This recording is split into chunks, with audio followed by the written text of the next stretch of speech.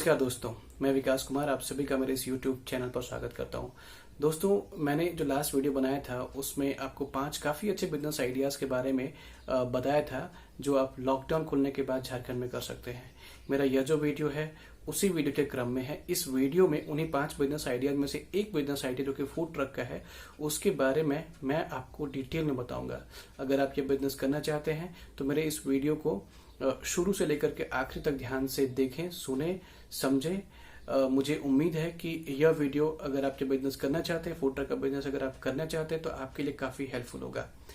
तो दोस्तों, कोई भी बिजनेस करने के पहले आपको सबसे पहले उसके बारे में एक बिजनेस प्लान बनाना पड़ता है। बिजनेस प्लान में कई सारी बातें होती हैं, जिनमें से पहली बात होती है कॉस्ट। आपको एक कॉस्ट एनालिसिस करना पड़ता है। So as far as cost is concern, यहाँ पर 2 प्रकार के कॉस्ट होते हैं। पहला है फिक्स्ड कॉस्ट एंड दूसरा रिकरिंग कॉस्ट। फिक्स्ड कॉस्ट मतलब होता है one time cost and recurring cost मतलब वो सारे खर्चे जो आपको हर महीना करना पड़ेगा। सो जहां तक फिक्स्ड कॉस्ट का सवाल है, उसमें सबसे बड़ा कॉस्ट जो होता है फूड ट्रक बिजनेस में वो है ट्रक का खर्चा। आपको एक ट्रक खरीदना होगा, बिकॉज फूड ट्रक में कैसा होता है कि ट्रक के अंदर ही सारी चीजें होती है। उसमें ओवन का स्पेस होता है, बर्तन रखने का जगह होता है, स्पाइसेस रखने का जगह होता है, कुकिंग भी आप वहीं पे करेंगे। सो आपको इन सारी रिक्वायरमेंट के हिसाब से उसको पूरा कस्टमाइज करना पड़ता है। तो या तो आपको एक नया ट्रक खरीद करके आप उसको कस्टमाइज करवा सकते हैं अपने रिक्वायरमेंट के हिसाब से, या फिर पुराना ट्रक भी खरीद सकते हैं। एट द सेम टाइम आजकल मार्केट में कई सारे ऐसे कंपनी आ चुके हैं जो रेडी फूड ट्रक वैन बेचते हैं। दिल्ली में कई सारे ऐसे कंपनीज हैं जिनके वैन्स आप खरीद सकते हैं। उसमें सब कुछ किया हुआ रहता है, आपको कुछ भी करने की आवश्यकता नहीं होती है। इसके अलावा और भी कई प्रकार के कॉस्ट हैं। आपको बर्तन खरीदने पड़ेंगे, स्पाइसेस के लिए आपको बर्तन खरीदने पड़ेंगे। आप जो फूड पकाएंगे तो उसके लिए तवा वगैरह, ऐसे कई सारी चीजों की आवश्यकता पड़ेगी। उसके बाद में आपको प्रॉपरली एक फॉर्म रजिस्टर करना पड़ेगा। आप चाहे तो प्रोपराइटरशिप या फिर आप LLP कंपनी भी फॉर्म कर सकते हैं।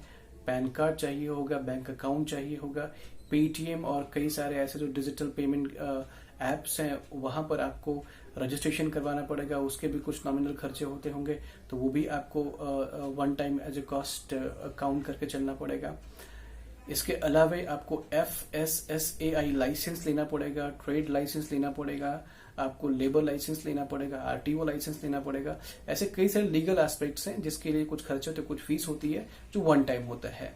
दूसरा रिकरिंग कॉस्ट। रिकरिंग कॉस्ट में कैसा आता है कि जैसे हर महीना आप जो भी फूड कुक करेंगे उसके लिए जो कच्चा सामान होता है वो जो खरीदना पड़ेगा आपको, वो सारे खर्चे आ जाते हैं।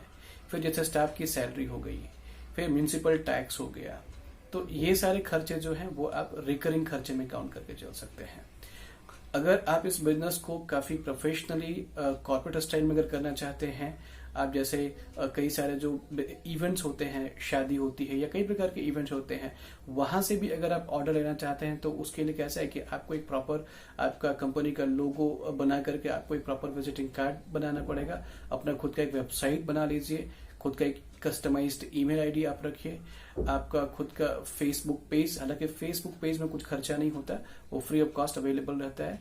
तो ऐसे ये सारे कुछ एक एडिशनल खर्चे भी हैं, जैसे कि वेबसाइट बनाने के लिए कॉस्ट लगता है, उसके लिए उसे खर्चे करने पड़ते हैं। आप विजिटिंग कार्ड बनाएंगे तो उसमें खर्चा होता है। तो ऐसे ये कुछ एक एडिशनल कॉस्ट है। अगर आप ये करते हैं तो आप इस बिजनेस को प्रोफेशनली कर पाएंगे एंड आप खुद को बाकी सारे जो ट्रेडिशनल प्लेयर्स है उससे खुद को आप डिस्टिंग्विश कर सकते हैं।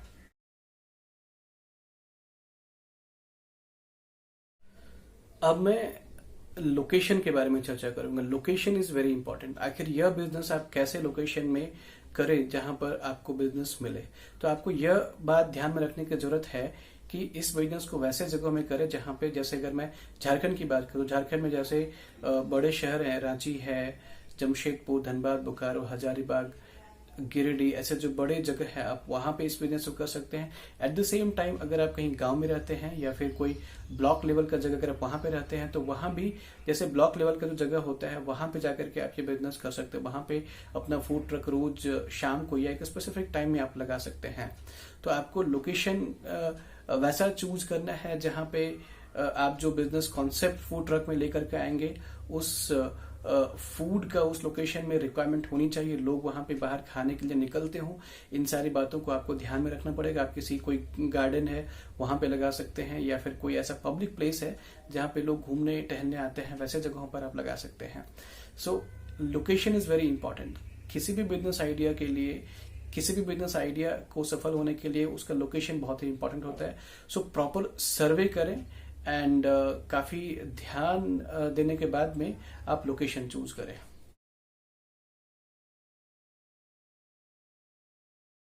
सो as far as food is concern, it is very important. You have to be very pick and choose. आप बहुत ही ध्यान रख करके, बहुत ही प्रॉपरली रिसर्च करके उसके बाद ही फूड सेलेक्ट करें। ऐसा नहीं कि बगल में कोई और कुछ करे तो आप भी उसी को चूज करें। You have to be very pick and choose. मेरा रिकमेंडेशन है, मैं आपको यहाँ पर कई सारे ऐसे फूड आइटम्स के बारे में बताऊंगा, उसमें से कुछ आप सेलेक्ट कर सकते हैं, या फिर आपके दिमाग में अगर कोई फूड कॉन्सेप्ट हो तो आप वो भी ला सकते हैं। पहला जो मैं बताऊंगा वो है लोकल फूड। लोकल फूड जैसे अगर झारखंड की बात करूं तो यहाँ पर जैसे कि सिंघाड़ा है, यहाँ सिंघाड़ा बोलते हैं। बाकी हमारे इस कंट्री के दूसरे पार्ट्स में उसको समोसा बोलते हैं, तो समोसा सिंघाड़ा आप रख सकते हैं। उसमें आप कुछ वैरायटीज भी लेकर के आ सकते हैं। फिर कचौड़ी है, जलेबी है। लोकल फूड कई सारे जैसे कि लिट्टी चोखा है, आप पीठा रख सकते हैं, आप धुसका बर्रा रख सकते हैं। ऐसे कई सारे लोकल फूड्स हैं। तो लोकल फूड्स भी लोग काफी चाव से खाते हैं, बिकॉज कैसा होता है कि लोग पसंद करते हैं। दे फील कि भाई जैसे घर का खाना बाहर खा रहे हो, वैसा एक वो खुद को रिलेट कर पाते हैं। सो लोकल फूड भी आप रख सकते हैं। दूसरा है नॉनवेज फूड। नॉनवेज फूड में कैसा है कि chicken items you can have, like roasted chicken, fried chicken, आप चिकन रोल, चिकन टिक्की, ऐसे कई सारे आइटम्स रख सकते हैं। एग रोल भी आप रख सकते हैं। आप ऑमलेट भी रख सकते हैं।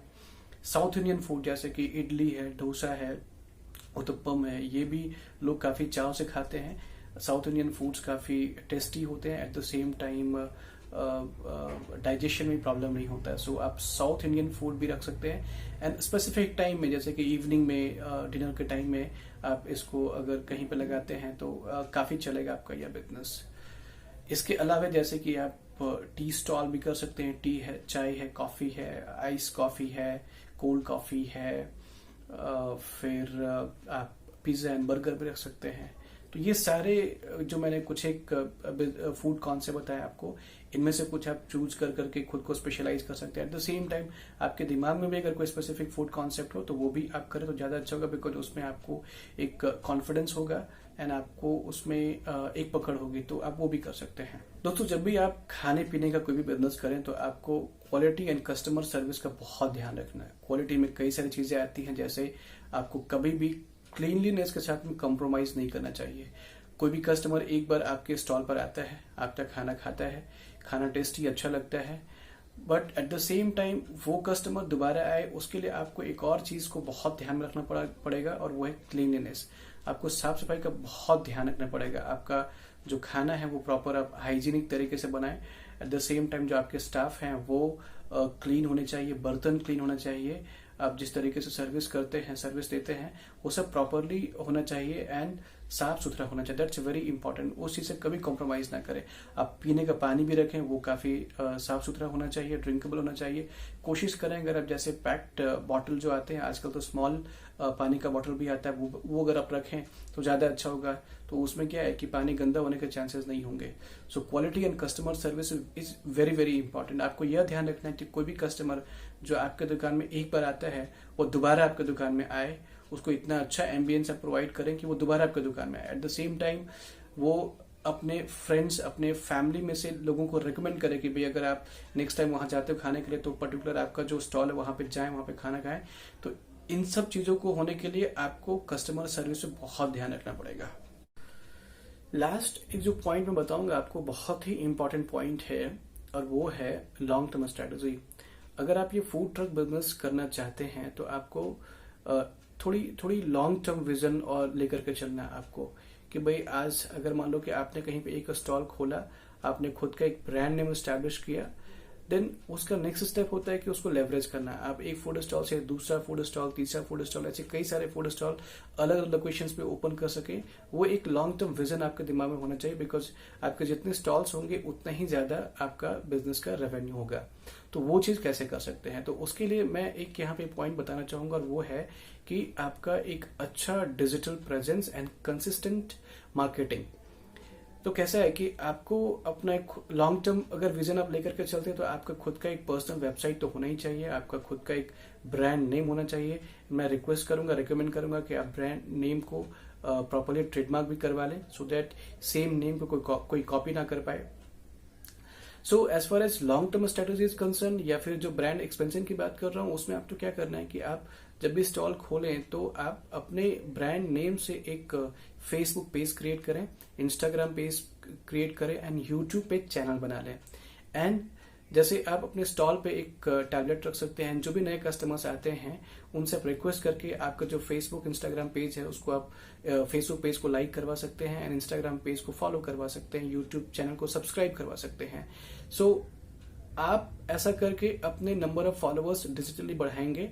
एट द सेम टाइम आपको रोज कुछ न कुछ नया नया अपडेट करना चाहिए। नए जो भी आप फूड आइटम कुक करते हैं उसका एक प्रॉपर प्रोफेशनली फोटोग्राफ खींच करके आप उसको अपलोड कर सकते हैं फेसबुक पे, इंस्टाग्राम पे एंड यूट्यूब पे।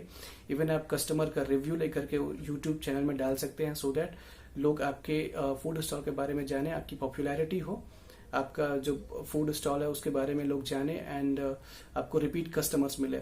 सो ये कुछ एक पॉइंट्स है डिजिटल प्रेजेंस का, which is very important and आपको ये करना ही चाहिए, बिकॉज इसमें कैसा होता है कि आपको रिपीट कस्टमर्स मिलेंगे, आपका एक ब्रांड नेम एस्टैब्लिश होगा, साइकोलॉजिकली लोग आपके नाम को याद कर पाएंगे, बिकॉज फेसबुक में प्रेजेंस होने से क्या होता है कि लोग याद रख पाते हैं। सो दोस्तों, मैं उम्मीद करता हूँ कि मेरा यह वीडियो काफी अच्छा लगा होगा आपको काफी सारी जानकारी मिल गई होगी कि ये बिजनेस करने के लिए किन किन बातों को ध्यान में रखने की आवश्यकता है। एंड फिर भी अगर आपको कोई क्वेरी हो, आपको और भी कुछ अगर जानने की इच्छा हो, तो मेरे इस वीडियो में कमेंट करें, मैं आपको पर्सनली रिप्लाई करूंगा and even you can call me.